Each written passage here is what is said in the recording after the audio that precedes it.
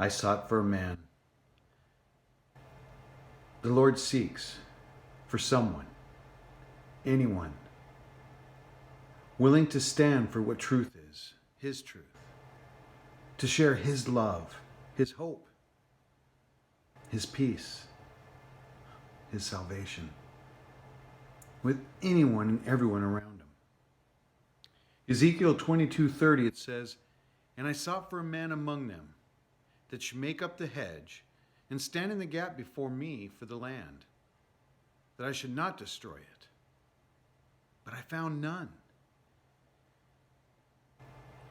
He was looking for someone to save the land. He could find no one to stand in the gap between man and him. Someone that cared, someone that loved, someone that hoped for the people. We know that in Luke 19:41, Jesus, looking out over Jerusalem upon the hillside, he wept over the city of Jerusalem. He wept for them. Do we weep for our family? Do we weep for our neighbors? Do we weep for our friends and those that we work with? Do we weep over our cities? Do we see the sin? Does our heart ache? I was with a dear friend. He was a pastor. His name was Robert.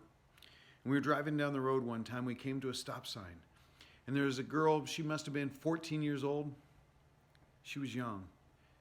And she's pushing a baby stroller. And I happened to look over at Robert, and he had tears in his eyes. I said, "You all right?" He looked at her and said, "I am, but she's not." And I said, "Well, what do you mean by that?" And he said, how many churches out there are going to welcome her into their youth group? How many are just going to open their arms to her and bring her in and tell her that she made the right decision to have that child and show her love and show her hope? The church is full of people willing to tell someone don't have an abortion, but very few people are willing to actually make a sacrifice and go and stand in that person's way and be there for them and encourage them and give them the things they need. He knew that even at his own church, if that young lady walked in, that there's going to be people there that'll make a face, that'll have an opinion, that will think something whether they say it or not. That those that might see her going to the youth group will worry that maybe she's going to somehow rub off on the other kids. And so he was heartbroken. Because he knew where she was and could just imagine the pain that she was going through, the loneliness and the hurt. And he wept over her. Do we weep over those around us? In Ezekiel chapter 33, verse 7 and 9, it says, "So thou, O son of man, I have set thee a watchman over the house of Israel.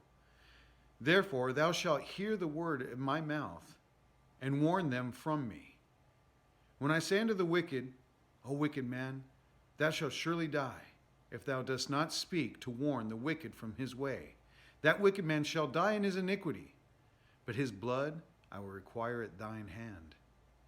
Nevertheless, if thou warn the wicked of his way to turn from it, and if he does not turn from his way, he shall die in his iniquity, but thou hast delivered thy soul." See, the watchman, he's to go out and share the truth and the word of God to those around him. Because if we do not share with somebody the love of Christ and the hope of his salvation, and they die in their sin, but we had every opportunity to share, it says he's going to require, his blood will be required at our hand. But if we do share, and we do present, and we do love, that though they may die in their sin, he will no longer require it of us.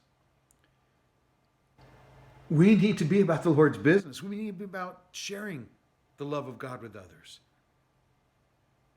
He seeks for a man, for a woman, someone to stand in the gap, someone to bring the love of Christ to those that are hurting in this world.